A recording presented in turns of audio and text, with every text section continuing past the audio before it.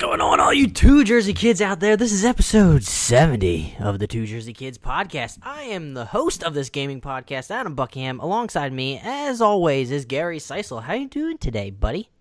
Doing excellent, sir. Ready to record this amazing podcast, talk more gaming as always. I forgot to mention, you're the best stick handler in the business. I can't completely forgot. I'm thrown off my game right now with how things have been going.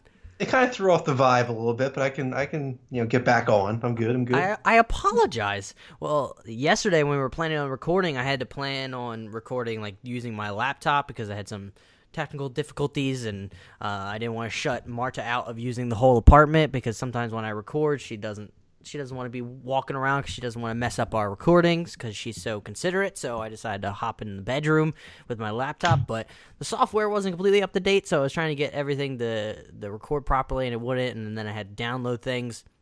So it's been a hectic situation, but I think everything is recording properly from what I can tell, and it's going well now, so that's exciting. I mean, this whole situation really isn't anything out of the ordinary for our typical recordings. So we're just a podcast on fire. Just whenever you're picturing this podcast, just picture us on fire. That's basically what this is. Oh, everything is up in flames. But before we get into everything gaming-wise, remember, you can follow us on Twitter at TwoJerseyKids. We'll respond to you there, or you can respond to our personal accounts, which we always retweet on the Two Jersey Kids podcast Twitter feed most of the time. 9 times out of 10 we do because self-promotion, am I right? Yeah, and then you can rate this podcast if you would be so kindly. Go over to iTunes and give us a 5-star rating. That'll help us up with the standings. Maybe we'll move up. We're still stuck at 20, and I'm kind of upset about it, but, that's just here or there. If you're listening on Overcast, because I know there's a consistent 25 downloads on Overcast, 25 people out there, and just when you get to the podcast, you swipe right or left, or whenever you pull up the podcast page, hit that star, because then you can it'll be recommended, and maybe you get enough recommendations that more people will come. I don't know, but I don't know how exactly that works, but yeah. We're also available SoundCloud, TuneIn, Stitcher, Google Play, all those places, so you can find us everywhere. So I hope you plan on sticking with us until the very end. Don't worry, I don't talk this much the whole time. If I go on a tangent, then I talk a lot, so I apologize. But Gary, before we get into the news, what have you been up to, my man? Well, as always, it's kind of just been a steady week of Twitch streaming. I've been doing a lot of that. I've been playing more Borderlands, which I have to say I enjoy more and more as I go forward. It's kind of one of those games that gets a little bit harder, I feel like. You have, in the beginning, it kind of babies you, I will say. You start out and you're like, this is going to be relatively straightforward. You just kind of fight off hordes of enemies, no big deal. But then you progress further on into the different areas of the map, and I've been kind of struggling. Having ammo issues. Yeah, I had a point, actually, while streaming, which was kind of horrific, where I got caught between I was in an area and there was enemies in front of me, enemies behind me, because every time I would leave an area and go back, they would respawn.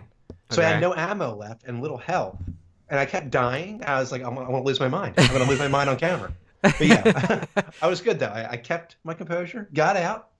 That's why. That's why I've always wanted you to play those Dark Souls. Or speaking of Dark Souls, we'll get into a topic or later, gaming news in general. So there's a little bit of a teaser. But yeah, that's why I've always wanted you to play those games, because I want you to lose your mind on stream. I want that to happen. Maybe you'll blow up if you lose your mind on stream. That is my goal. I'm doing what's best for you, Gary. I don't even know. Yeah, but maybe it would be a good thing. Just have me rage on camera. For Borderlands, have you done any of the co-op features? Have you played with your stream subscribers or your followers or whatever? Have you ever, have them hop in for a co-op sesh? Even though it does sort of make this Borderlands harder when you add more people that you're playing with co-op. That means you're going to have more enemies in certain areas, and they're going to be a little tougher. I remember that happened when I used to play Borderlands. I always enjoyed the upscaling of level when you would bring in more people, because when you could play by yourself, you think, multiple people would be beneficial in this situation. But when you add more, you're up to 4, then you just have swaths of enemies coming at you left and right. I haven't actually had a chance to spoke with my viewers yet, which I'm getting shit for pretty much. But don't worry, I'm gonna do it eventually. The problem is that the connection, my internet that I have, I don't know if it's something I need to adjust maybe within like the streaming software. Yeah. But it seems like any online multiplayer game I play now, I get lag on my stream, and it's so frustrating. Even Fortnite, which I had no problems with in the beginning, suddenly I have problems. So I might have to reduce like the bitrate or something, but that's kind of beside the point.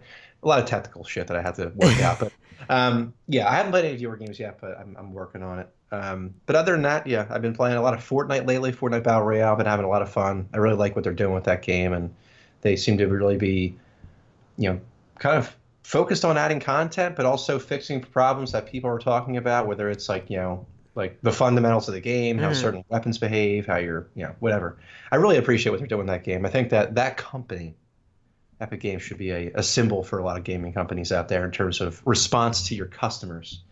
But that's pretty much it. You're thinking they're doing such a great job. Are they not doing? Are they doing better than, so to speak, Bungie? Well, tease. We have that topic coming up. Don't worry. I'll discuss that in a moment. I can't wait. It sounds like I look at the comments that you made earlier, it sounds like you're about to go off on Bungie. So stick around until then because it'll be fun. Well done. You're making it seem like I'm going to freak out. But that's your motive, Gary. You always freak out about everything. You're not calm, cool, and collected as you like to play off on podcast stream. It's kind of true, yeah. So what have you been up to? Thank you. I'm so glad you remembered. Honestly, not much. I know I didn't respond to you because I know you texted me last night after we decided just to push off the recording because I still had to wait for everything to download. Like, oh, we're going to record at 11 today, right? And I never responded to it. It's sort of just because things escalated quickly because I went out with Marta to get, like, groceries because we wanted to make these, like, because we're on the Whole30 kick again where we're just eating just basically healthy stuff, like just meats and veggies, basically. So we made, like, sweet potato chicken poppers, which were pretty good. But after we got back, when we started made it, I accidentally grated my pinky. I don't know if you can see. Yeah. So I was like grating it with my right hand, and my hand slipped off, and it took out, not to be too graphic, but it took out a little bit of a chunk on my pinky, and it was very painful. So I was sort of dealing with that, and then I forgot all about responding to you. We ended up watching, though, a Netflix series called American Vandal, which I thought was hilarious. It's sort of a parody of what you see a lot of the time now on Netflix or other shows where they're true crime documentaries where they're following like really like difficult cases and they're trying to figure it out left and right. But this is just a basically a parody on that where it's following around a high school kid that's convicted or told that falsely accused of drawing penises on all the faculty's cars, 27 to be exact, and has like $100,000 worth of damages. And they follow her around, say like, oh, like the first episode ends like, wait, whenever this kid draws a dick, he adds ball hair. None of these dicks have balls hairs. It's just it goes from there. It's ridiculous, and surprisingly, I thought it was just gonna be a complete joke. Like I thought it was gonna be funny the whole time, but further in, there's only 8 episodes. I got more connected with the show. I was like interested to see who actually drew the penises on the teachers' cars and what exactly happened, because there's a lot of interconnecting and changing plots and reasonings and motives and a lot of drama happening with the main high schooler and his girlfriend, and it's a fun time. I highly recommend. There's 8 episodes. They're like 30 minutes each, 35 minutes each. Recommend. They're funny. I enjoyed it. Actually, the reason I watched it because I was kind of curious because the main picture was just a bunch of penises on cars. That's all it was basically stating. And then I watched the trailer. I was like, oh, this seems ridiculous. I wonder how it did on like Rotten Tomatoes IMDb. It had like an 8.2 out of 10 on IMDb and a 97% on Rotten Tomatoes, which is kind of shocking for that type of show. So it was very well done. I don't know if the main guy in it is like somewhat, you would recognize him because you've seen him on YouTube videos. He was also he's done a lot of bro YouTube videos, like making fun of that scene, and then also he was in like 22 Jump Street, one of the characters in there, but it wasn't one of the main ones, but you would recognize him, I feel like. Gaming wise, I haven't done too much gaming lately. I just been sort of working on a bunch of side projects where I haven't been able to game, but I'm actually flying out to LA not this upcoming week, next week for a science conference for my work. So Nintendo Switch, here I come. Nice. I got the battery pack all in there, I bought the battery pack, so it finally came in. So I plan on using that when I fly out. It's going to make the trip go by a little bit quicker, even though I probably should prepare for certain things because I have to present when I'm out there. So I probably should prepare first before I'm playing the Nintendo Switch so I don't look like such a slacker. That reminds me, I need to do like early boarding so I don't get a crappy row boarding seat, so I don't get stuck like in the middle between two gigantic men. Now, I don't know about you, but like, is there anything worse than really having to prepare for a presentation? I remember doing so many of these in college where I got to the point where like during my last semester of college, it was like clockwork. I just like, all right, gotta prepare now. But if I haven't done it in a while, it's almost like I kind of get nervous just to prepare sometimes because like you obviously know you're gonna be nervous when you first go up there or whatever. Mm-hmm. But I don't know. I just hate presentations, I guess. But I think the best thing that I can do is just sort of start rattling off, like just speaking by myself, like out in the open, just saying what I'm going to say. Same. I don't have like the slides that I'm doing aren't like too intense.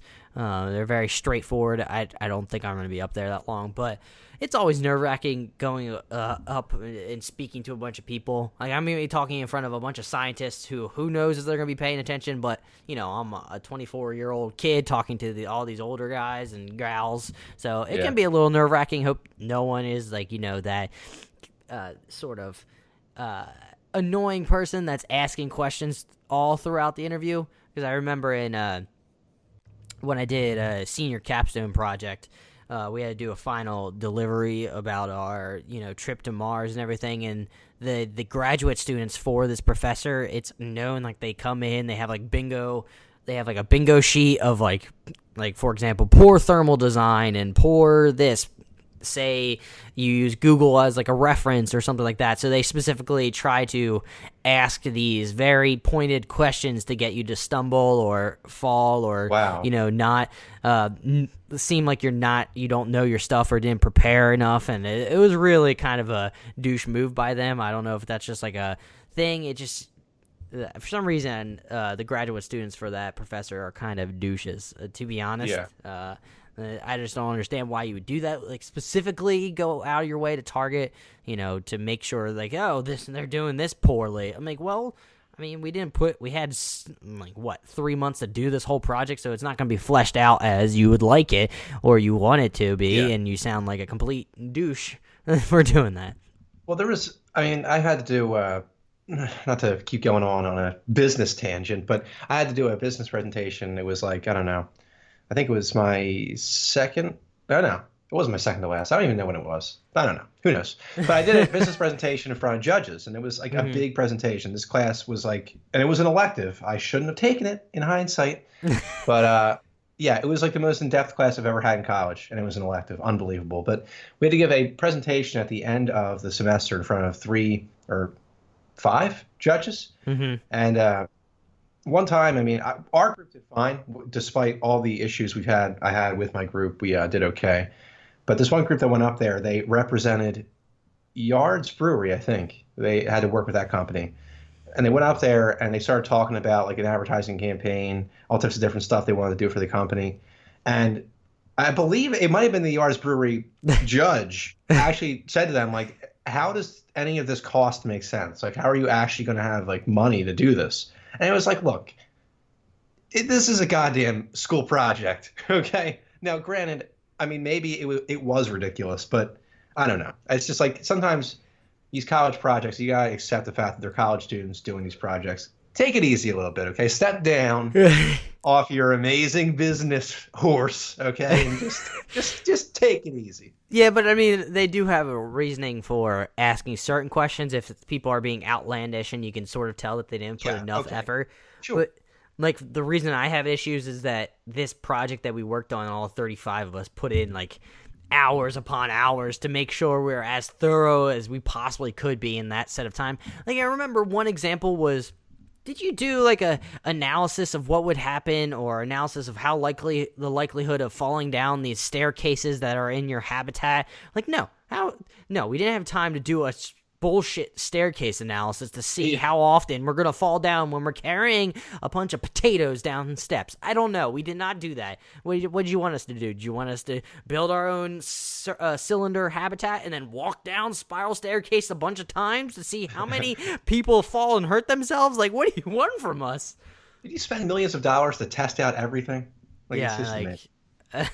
Maybe if this was actually planned out by a company or NASA in itself, they would do all this research because they would have more than just 3 months. They would have, multiple years to plan this out and do things ahead of time. But, we're just college students. And I think we ended up doing well. We placed first in the NASA competition down in Florida, so it was pretty cool. Nice.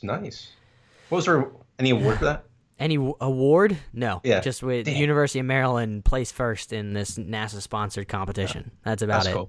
Yeah, that's cool. Still pretty cool that I was part of the project. And it was sort of a letdown next year. The students didn't even make it into the competition. They couldn't even compete. Yeah.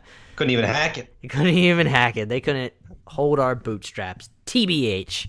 But it was kind of cool, though, that we were able to break through. I know this is not gaming related, but this is Two Jersey Kids. This is what you get. But it wasn't really, what was I going to say? It was kind of cool the past, few years. I remember listening to the professor talk about, how he wants to beat Virginia Tech because they always come in first and we always come in second. So the past, 3 years, we've placed in second. And it was kind of cool that we got over the hump my year and we placed first. It was pretty rad. Hell yeah. It was basically our version of the Miracle on Ice. I don't want to say. Really? Yeah. I don't think you're giving yourself enough credit there, man. I'm nothing but humble, Gary. Nothing but humble. Of course. But I don't think we have anything left to do, so it's time for This Week in Gaming, brought to you by Gatorade. Gary, take it away. Yo. Okay, so I have one game on the list. It's been getting harder and harder right now to do This Week in Gaming because I feel like there's not many games that I can find. But one of which I did find is one that I have a lot of experience with, especially back in my childhood days.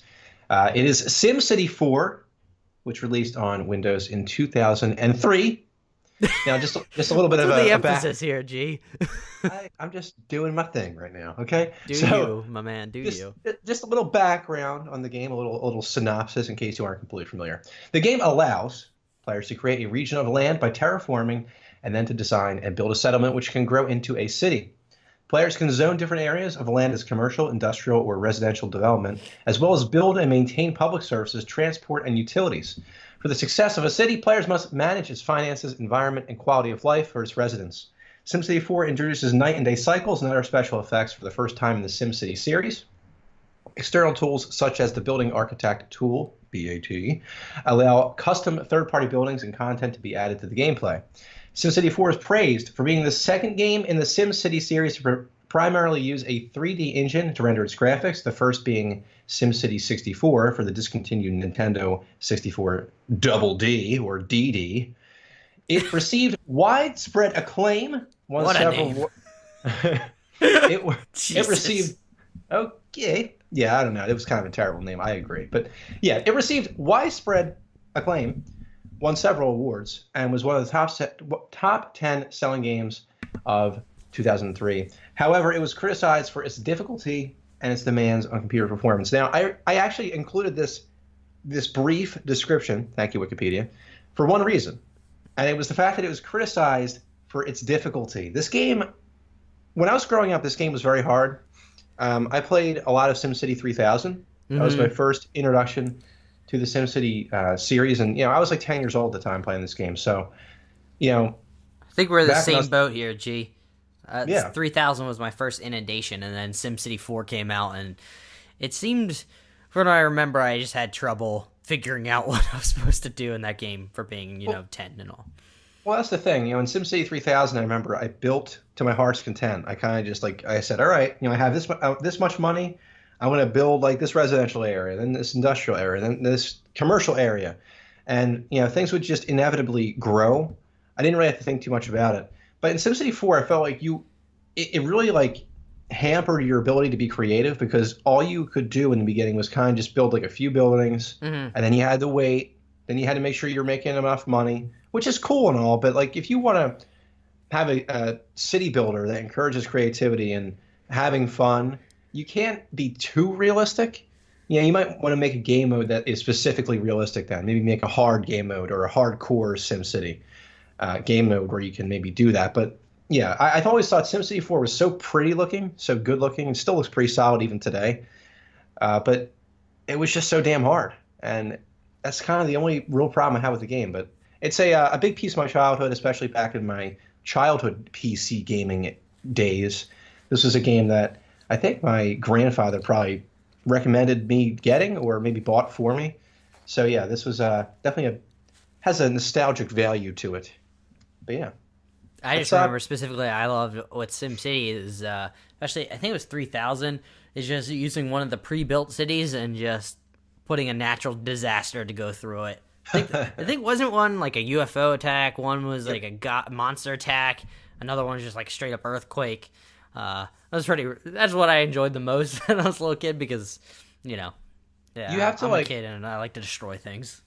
The thing is, we got to a point where I guess back then I didn't think about it as much, but whenever I would build like a big city and have it develop, I would never want to destroy it. Yeah. I didn't think to myself that I would just save the game, then destroy it, and then reload. That would have been genius. But yeah, I didn't do that. That's why I always reloaded the templates that they gave you. Oh yeah, yeah. I never used the templates as much, but that was just me. I like to create from the very beginning, kind of just have like complete control. But I don't know. I miss a good SimCity game. I like City Skylines, but that game doesn't have the exact feel of a SimCity game, and I kind of miss it. But that has been This Week in Gaming, brought to you by Gatorade. Adam, take it to the news. Sure, G. I love the way you ended it up, and good job on the This Week in Gaming. I don't know why I'm saying good job when you're right there. You get a star. You get A+. Jesus Christ. What an episode. This episode 70. 70. Can you believe that? We're on 70 now? We've done this. It's crazy how long we've been doing it. And we appreciate everyone who's still here, who's still listening to us every single week. We'll try to be as timely as we possibly can.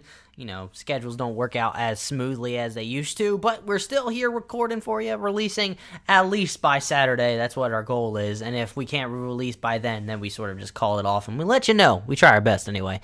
But we appreciate everyone that stuck around, all you Jersey kids out there. I know you may not like some of our opinions, but that shouldn't be a reason to not listen to us. I think that's just a reason to, you diversify your thought process. Maybe you like what you're hearing with certain things we have and what other people have, and that's completely fine. You don't have to 100% agree with us because that's not how, human beings work. You're supposed to listen to all these opinions and cultivate your own opinion instead of, hive mind mentality. Am I right, G? Crazy talk. Don't ever say that again. That's just insane. This is just asinine. Wild opinions. I may get shot by Reddit community right now through the window for speaking that. I see 2 garages that they can sit at. But starting it off, there was a Nintendo Direct this week, a mini Direct that people kept freaking out. Did you see that? They kept freaking out on Twitter. Like, when's this going to happen? Nintendo put out like an image of it looked like a car charger. That's basically what it looked like on fire. I was really confused by it. I don't know if that's their new logo. I don't know. It was, to be honest, kind of dumb. But the main things that I took from it were 3 announcements. Kind of, you have their new sports game, Mario Aces, which is a tennis game. They are adding story mode to it and all that jazz, which is kind of exciting because I always think Nintendo does a great job with the sports games, adding their own twist to them. And I know people who do enjoy the Mario Tennis games back in the day. I think the first one was on 64, if I'm correct. But let's be real. The only 2 games we need, Mario Baseball, Mario Super Strikers. That's what we need now. We need a re-up on that franchise because we really need it. I think honestly soccer maybe is a little more fun than tennis, but that's just me. Yo, soccer would be pretty sick. I'm not going to lie. I'm not even a big soccer guy. They should make a Nintendo or a Mario hockey. Come on, man. Oh, that too. That'd be cool too. But you could get cartoony with it. You can get throwing people through the glass. I mean, not that would be necessarily child oriented, but yeah.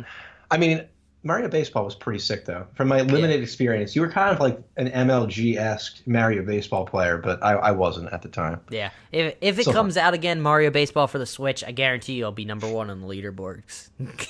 Putting it here, folks. I'm that good. But Super Strikers was on GameCube, so I don't know if you ever played that, but I remember playing it a few times. It was really a fun game. I don't think it got enough credit that it deserved. Then we have Donkey Kong Country Tropical Freeze, the Wii U game that's coming to the Switch. Another Wii U game that probably didn't get enough credit or enough publicity being on the Wii U because people really enjoyed it. I know Metacritic-wise, it did pretty well. IGN gave it a 9 from what I can remember. So now they're bringing it back to Switch, get more eyes on it. Maybe people will love it. Even more, the game will have a longer tail, like what happened with Mario Kart 8, which was just insane. It came to the Switch where more people were at, and like, oh my god, I can't believe I missed this, even though it was on the Wii U the whole time, but no one played the Wii U. Especially because I think Switch now, lifetime in the US passed the Wii U already, but maybe I'm wrong. And then the final thing that I thought was amazing is the Dark Souls 3 Remastered, which I want to point out that it's also coming to PC, PS4, and Xbox One. But the thing is, here's my thing, is if it's also coming to those the consoles and everything, am I going to want it for the Switch, or am I going to want it for the PS4 or Xbox One or PC? I don't know. I have to sit and see how, the game plays out on the Switch. I don't want to get just a subpar game like what they've been doing with the NBA games and FIFA games, where they're sort of kind of what you see with handheld handheld versions of like sports games, where they're hampered a little bit. So if you're getting a full remastered, the straight up game on the Switch, the same thing across the board, no hitches, no nothing, I think I would get it on the Switch because it's kind of rad having Dark Souls on the go, TBH.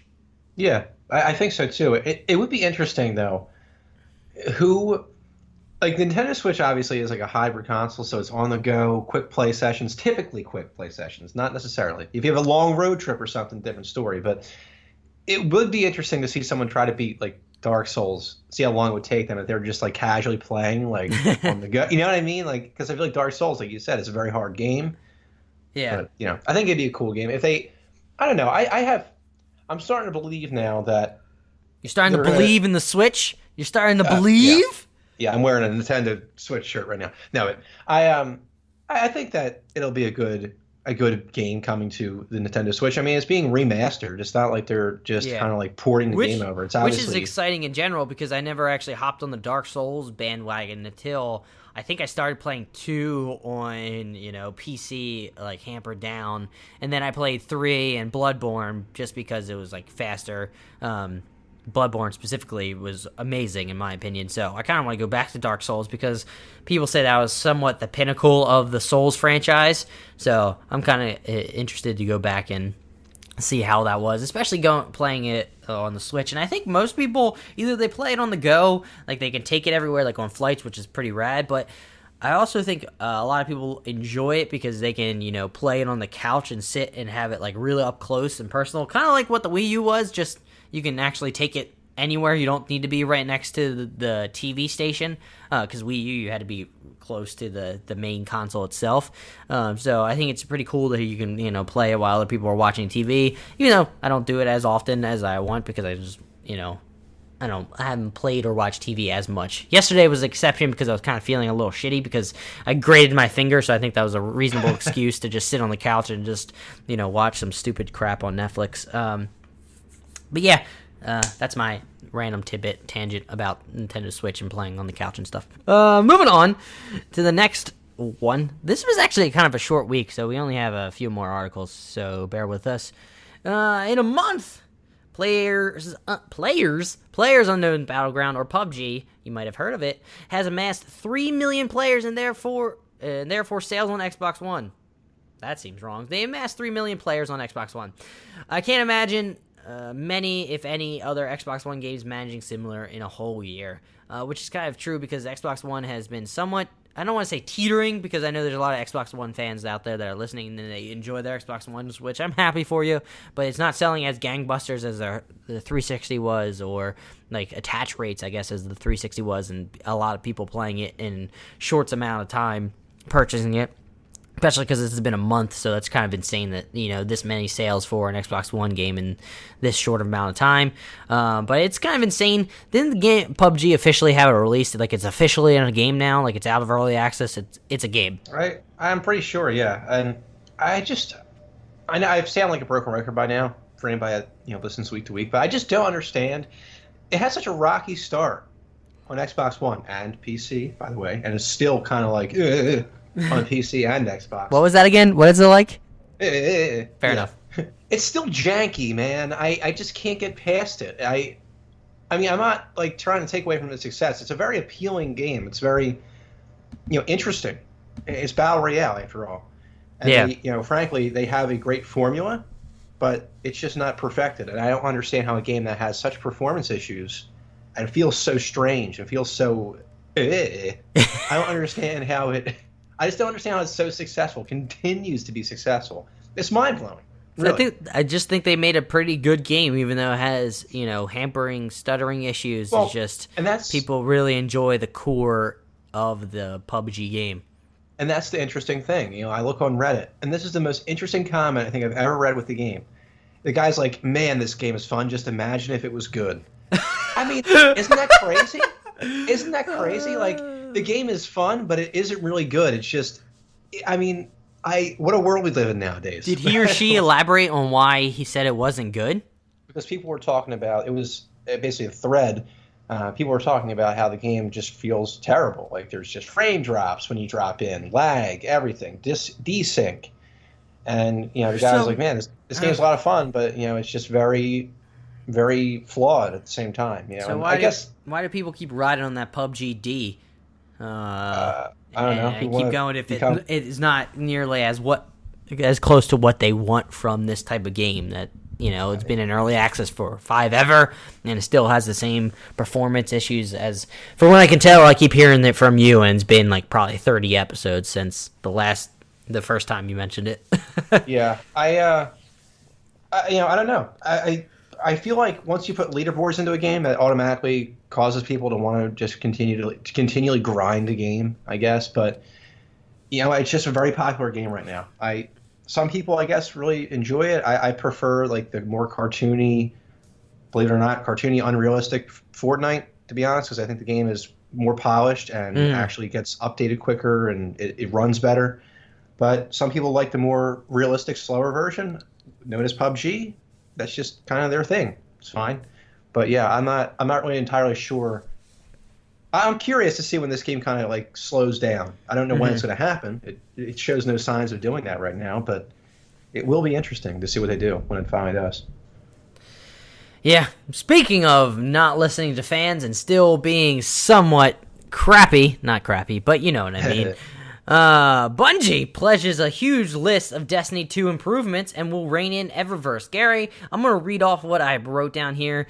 I'm not going to understand some of it, so you're going to have to elaborate later on. So game director Chris Barrett wrote in a blog post, quote, "Hey everyone, at the end of the year I made a promise that I would update you on our plans for Destiny 2. The team has been hard at work, and we're ready to share where we are headed. We used to wait to talk about game updates until we were certain we could meet our deadlines, to avoid letting players down if we changed our plans. No longer. We're not just listening, we are doing. Please keep in mind that the further out we make promises, the more they are subject to change. With that caveat, here are our plans." And I sort of put them all together in a simple, I just picked and chose a few of them. So, but before that, do you want to sound off on anything, Gary? No, continue. I'll remark afterwards. So starting off, we have content categories, one being expansions. Expansions are purchasable updates that typically add new story, destinations, and gear, as well as Crucible, Strike, and Raid layer content. Seasons introduce content that is made available to all players of Destiny 2 at no additional cost. I guess he's sort of just letting us know what each thing is for the future. Eververse, we recognize that the scales are tipping too far towards tests at the moment, and Eververse was never intended to be a substitute for endgame content and rewards, so we'll be making 3 changes for the upcoming seasons. We're shifting the balance of new content in favor of activity rewards over bright Ingrams. This includes adding ghosts, sparrows, and ships to be found only in Bright Ingrams, to achievement reward pools. We'll provide a gameplay path to earn Bright Ingrams and all contained rewards. We'll give players more direct purchases and make adjustments to Bright Ingrams to allow players to get items they want more often. Gary, before we move on, can you explain what the hell that whole section just meant? Well, Eververse is basically just like pay to win, but not really. You're not like well. Okay, so keep in mind here, I was a dedicated Destiny fan for a long time, 3 years. Okay? You literally rode that Destiny D. I love that game. Destiny 1 was fantastic, but at least in my experience with PvP, everything else was again a little. But yeah, I'm gonna start using that's that your more. new catchphrase, Gary. Yeah, that's my new shtick. But yeah, so to put it this way, I haven't played Destiny 2 in probably around 2 months, I would say. So Eververse basically before is where you buy like emotes, shaders, chips. I'm assuming, and even sparrows with real world currency, or really? you can use. Yeah, I'm pretty sure you have to buy silver. You can accrue it. I know you can. I think earn silver in game, but it takes a really long time. Correct me if I'm wrong, but yeah, I mean you do use real world currency to buy stuff. I can't correct you if you're wrong. Just keep going. I'll just take everything at face value. 100% believe you. No fake news here about Destiny. But yeah, that's Eververse. It's not. It's sort of pay to win, but not really, because you're not really. I don't really believe you're getting actual in-game benefits that give you an edge over other players. But yeah, continue on. Next thing being XP rates. We are still investigating changes to XP earn rates. Our goal with any updates to XP are transparency and consistent XP gain regardless of your preferred activity. Right now, it's too slow in general and lopsided towards grinding specific activities, which is not a fun grind, and we want to fix that without making those activities low value to players who aren't grinding them. Fairness is cool. Puts in parentheses. Our first attempt turned out to be unworkably buggy, so we're having to investigate other angles. We will continue to update as we move forward. Gary, stop me whenever you want to mention something. Just stop me. Crucible rank. Beginning with Season 3, we will introduce seasonal Crucible ranks. There will be 2 different ranks for players to pursue. Valor, a progression rank that goes up as you complete matches. Winning helps you move up faster, but there are no loss penalties. Glory, a progression rank that goes up when you win and down when you lose. Performance is how you move up here. Endgame player pursuits. We agree with your feedback on the imbalance between achievement and Bright Ingram rewards, and we will be making adjustments to shift more rewards into specific endgame pursuits instead of generic XP grinding for Bright Ingrams. We are excited to share the details as soon as we have them worked out. More things down the road, I guess, to fix, Gary. Private matches. The final thing that I added here. Private matches are coming to all players of Destiny 2. Players will be able to invite their friends to play on the map and mode of their choosing. Question that I want to branch off of private matches. Is Destiny like that type of fun game where you want to be a part of private matches? Because I know the big thing with private matches, from what I can remember, the only private match that I ever took place was, Halo, that franchise. Yeah. That's where private matches mattered because you can do a swath of different things, especially because of Forge mode that they added in Halo 3. But I don't remember doing private matches. The only time I did private matches was when I was like the MLG League for Call of Duty. But other than that, there was no private matches for Call of Duty too much for me or any other multiplayer game. From what I can remember, it's with private matches. I played like a handful of them. I could probably count on one hand how many I played, but they're big with streamers and competitive scenes. Like when we played in a tournament, we played in a Destiny tournament, I guess a year or 2 ago. We had to play private matches, and it was, I guess, soon. I think private matches were released, and then they did a big tournament to kind of like celebrate it, which we were part of. That was basically it. Did you win, Gary? No, we won a few rounds, a few games, and then we faced a really good team who then got smacked the very next game that they played another team. I was like, who are these players? Like, Jesus Christ. I thought we were good. Yeah. Okay, so I guess I'll go into the actual how I feel about this whole thing. Sure. To be honest, it doesn't really excite me at all. The biggest problem with the game right now that I think a lot of dedicated players and especially streamers would agree with is that the game isn't fun fundamentally, especially in competitive, like when you're playing PvP. Really? They balance out the game so much now that there's no real potential for big plays. It's just a lot of like mindless team shooting. Everyone runs around in a group. There's no like individual talent anymore. It's just boring. It's hard to explain unless you actually watch it or play it. Both are boring, by the way, playing and watching now. But yeah, I mean, look, the content's great. I like the fact that they're taking time to add stuff into the game that we haven't seen before, or they're adding 6v6 back to Destiny or whatever. But it's just not. It's not going to make a difference unless they really look at overhauling what they currently have in place, whether it's the weapon slots or time to kill, which is insanely high right now, by the way. So yeah, I mean, look, you look at this whole roadmap of the content they have coming up, and you look at like, okay, spring 2018, all these vague, first of all, vague timelines and vague promises. Okay. Mm-hmm. All of a sudden in fall of 2018, you look at what they have listed. And it's all the things that dedicated Destiny players want right now. It's like I think it's a weapon slot and archetype improvements. That's the thing coming up in the fall 2018. That's what everybody has been asking for like 3 months, 4 months since this game is released. Everyone's just like, why do we want different weapon slots? We want to go back to the way it was in Destiny 1. Fall 2018 is when that's going to be worked on. Maybe improved. It's like, I guess I'm not going to go back. If it's a timeline, that's when they're planning on releasing it. I mean, they're probably working on it right now. And you can't have everything at the snap of your fingers. They're trying to they're trying to add content what they were already planning on doing, and now they have to balance adding more content for players and then also hearing the criticism and changing all the core mechanics of the game in and of itself, which is probably a time-consuming task. It's very true, but look, the weapon system might be baked into the game. It might be so ingrained in the game, it might be hard to change. But if you're so hell-bent now on focusing on community feedback, wouldn't you want to put the high-priority stuff, or at least the stuff that people are talking about most, as the thing you take care of first, and then you start adding in Crucible rank? Because you got to make the game fun first before people start grinding the game. No one's grinding the game right now because, first of all, there's nothing to grind for, and the game's not fun.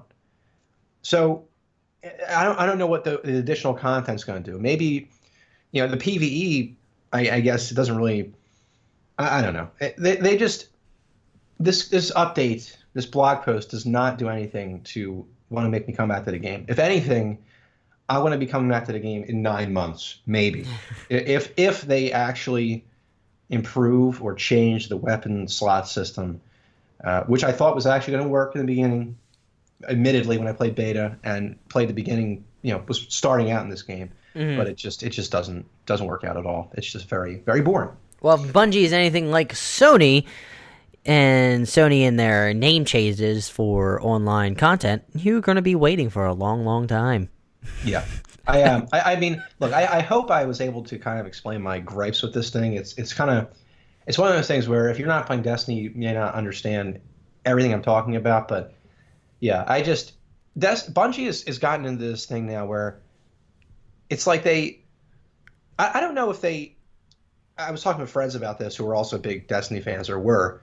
I don't know if they're really prideful and don't want to admit they messed up, or if it's such a, like, they're very corporate now and they can't make changes quickly, or they just don't, or they're just completely incompetent, or if it's a mixture of all. I don't think they're incompetent. I think that now they have to interact with. Maybe before Bungie had more leeway with what they were doing. They had full control and creative development. Now you have Activision, a big publisher that's, you've seen that they've always wanted to push content left and right with Call of Duty coming out every single year. And they just want to, I feel like they care more about the bottom line, which is kind of crazy that less people... more people focus on EA and how they hate EA, which sometimes EA definitely garners that, hatred and vitriol. The company in of itself, not the individual people. Don't yell at individual people because I don't think that's right. But I'm shocked that Activision hasn't been higher up on people hate lists, because you don't hear it as much. They're always like, that EA did it again, man. But Activision does the same type of things, but you don't hear it as often, and I'm confused why. Yeah, I mean, if you go to Destiny Reddit or any sort of Destiny community forum, you'll see the hatred for Activision for sure. But Yeah. you don't see it as much, in the headlines for sure. But yeah, it's frustrating. It's very frustrating being a Destiny fan right now. I know that Destiny was always polarizing to begin with, but it really did make amazing strides in Destiny 1. And then they kind of like, I think the end of Destiny 1 was a symbol of things to come. And yeah, they just, man, they really shot themselves in the foot here, folks. But yeah, I think that's enough Destiny talk, don't you think? I agree. I know you're not excited for Destiny 2 at the moment, but I know you're probably real excited for this next article. You can't wait, because a lot of the things when it comes to end of the year, people like to post stats about what happened, and of course, gloriously, we got Pornhub stats for certain video game character searches that Eurogamer posted about, and I sort of quoted some portion of the article because I respected their puns that they had in, so I'm just going to read it real quick. Blizzard's it's titled Overwatch, Pokemon dominated Pornhub's most popular game characters of 2017. Blizzard's hero shooter shot itself over much of the chart. DVA, Mercer, and Tracer nailed the top three. Counted as Diva, by the way. Counted as a threesome, they notched up a combined 10 million searches. Pokemon's Misty, 2.6 million searches, beat off competition from Tomb Raider's Lara Croft, 2.2 million, to fill out last year's top 5 searches. I don't know if you actually went to the article and saw the amount of searches for these characters. It's insane. I think the top one, DVA, was like over Diva. 3.5 million. Look at you, now an Overwatch fan, correcting me, the one that's been telling you to play it all the time. Diva, it was like 3.5. Mercy was, I don't know, above 3. It's insane. But the main thing, console traffic, 56% on PS4 and 32% on Xbox One. My question is, why are you using your console for that? But I've never Good really, idea, I've never really used that. But hey, the reason I wanted to point this out is a lot of times porn industry has pushed products and electronics forward. I mean, DVD is a main example of moving forward, and VHS, I think, is another one where the porn industry sort of pushed products that way, and more people bought that product, and then they ended up doing well. So maybe this is a good sign for PS4 and Xbox One in general. But it's just strange that, I mean, maybe this is not me. I don't know if it's strange. I don't want to insinuate people are strange or they have certain fetishes. Do your own thing. But, searching, yeah, I don't know. I saw on the list, like, Pikachu, I think, was on there, which is really strange too. Yeah, but it's unusual, some of the fetishes that come out. I'm not judging or anything. It's just not me, not for me. Yeah, I've never been playing a video game like, damn, she's hot. It's just, I don't know. All those polygons back in Xbox One days didn't get you hard, Gary. Didn't get you, the blood pumping down to the nether regions. No, it didn't. Huh, Gary, you're stuck with me for life now that we do this. You're stuck. You realize that, right? Yeah, it's great. It's fantastic. I love it, people. I love my job. And moving on, since that was the final news topic, and we are 10 minutes out, or 12 minutes actually now from the hour mark. I don't want to cut it too short because we gotta give the normal content all the time. We can't just give up just because there's no article. So I just figured we would talk about everyone talks about end of the year stuff, what they're most anticipated. So I kind of want to give it to you. What are you most anticipated about, G, for video game wise this upcoming 2018? Well, I mean, obviously Far Cry 5, Red Dead 2, probably the two games that I'm really looking forward to the most. I think was it Far Cry 5. I feel like that game was announced like a long ass time ago. I remember that game being announced. I think it got delayed. It got delayed for sure. It had to be because I was like, this game was announced back in June? I think they were planning on releasing it this past fall, but delays happen, and it just seems like more and more the norm. Yeah, very true. But I really do look forward to Far Cry 5 and Red Dead 2. I think Red Dead 2 releases in March as well, I believe. Mm-hmm. Correct me. Yeah, or no, in spring 2018. Yeah. I believe it is. But yeah, it's going to be an exciting spring. We got those two games right there are very very large games. Far Cry 5 is definitely a game you can get lost in. Red Dead 2 as well, I think, same thing. You can get lost in that game. Not quite the same type of game, but two very awesome worlds to kind of have fun in and kill people in. So I'm very excited for those two games. Yeah, I can't. Red Dead Redemption 2 is another one that's, like you mentioned, very exciting. I was just thinking we should probably, because I remember reading about it in a book called Fudge Ratio, when you're trying to be productive and you're trying to figure out how long it'll take you to do something, and sometimes we underestimate how long it'll take us to complete a task. And I was wondering, maybe we should do that for video games, have a delay factor for each individual studio, figure out what they originally planned on releasing it, and then figure out when they did and the days between, and figure out, now that the next time they announce it, we can add this sort of percentage to the original announcement, and then we can accurately guess when they plan on releasing it again. I think that's a pretty good thing. Pretty good stat that we should have. Two Jersey kids coined.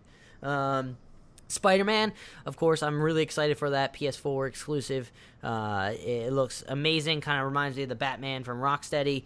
It should be a lot of fun from Insomniac, and they always make pretty solid games. From Software's next game, the developers behind Bloodborne and Dark Souls, their next game looked rather creepy, and didn't really say much about it. I kind of got Bloodborne vibes. There's a slight conspiracy that I saw on Reddit about that trailer. Is wondering what if they released this very very obtuse, no direction trailer to figure out which game people want next, and just go from there. God of War, I haven't heard much about it, excitement, but I'm pretty excited. The original God of War's games look fun, or not look fun, they were fun, and this looks like a slightly different take, kind of like Last of Us vibes with, the camera angle and everything, but more action, which is fun, and hopefully they draw out, they do better storytelling-wise, instead of having Kratos being just a one-note character where he's yelling constantly at the gods, Detroit Become Human. I'm shocked you didn't mention this, G. The guys and gals, developers behind Heavy Rain. So that looks amazing. I'm not sure what the whole scope of the story. You're going to do individual stories and they come together like Heavy Rain, or how that's going to turn out. But I'm interested to see how that plays out, and probably to a larger story or picture about, AIs and being human and all that jazz. Yeah, it's definitely an intriguing game. I haven't it's not one of those games I've followed too closely, but it's something I'm definitely going to look into when it finally does release. Shit, I gotta speed up. Final one that I'm excited about is Dragon Ball Z Fighter. I know it sounds strange, but I remember playing Budokai back in the day. I love the Dragon Ball series, and I'm really excited that they're finally bringing back just straight 2D instead of the 3D following around characters, which could get a little hectic. I kind of love the 2D aspect of fighters, and I'm really looking forward to playing this. It looks like they have a lot of characters coming back to this, or putting into this franchise. Even Dragon Ball Super, it looks like they're putting into this series. So I'm really excited to play that game eventually whenever it comes to PS4. I think it's supposed to come to PS4 and Xbox One late January, so it's coming out soon. So I don't know if I'm going to pick it up right away. I may just wait and see how much it drops. But those are my, most excited games. And Gary, if you don't mind, I'm going to roll out because my computer is dying. I got 5 minutes left, so I'm trying to speed up. What the hell are you speeding up for? Yeah, go. Take it away. I'm going to do the final spiel. Gary, do you have anything to say before we go? You got 2 minutes. minutes. Being here. I love being here, everybody. Thanks for listening. I'll catch you next week when a battery is not dying. Take it away. Thank you all for listening to us. We love you all. Please subscribe to this podcast if you stick with us to the end. Please go give us a rating. We love all you Jersey kids out there. Remember, you can subscribe to us on YouTube. We release audio podcasts there, so if you don't want to listen to it on your phone, you want to listen to it on your laptop, you can listen to us there. Please follow us on Twitter at 2 Jersey Kids. Gary is at RealScavenger18 on Twitter. I'm Adam J. Buckingham at Twitter. We are the 2 Jersey Kids. Have a great weekend. Keep playing those games. Bye.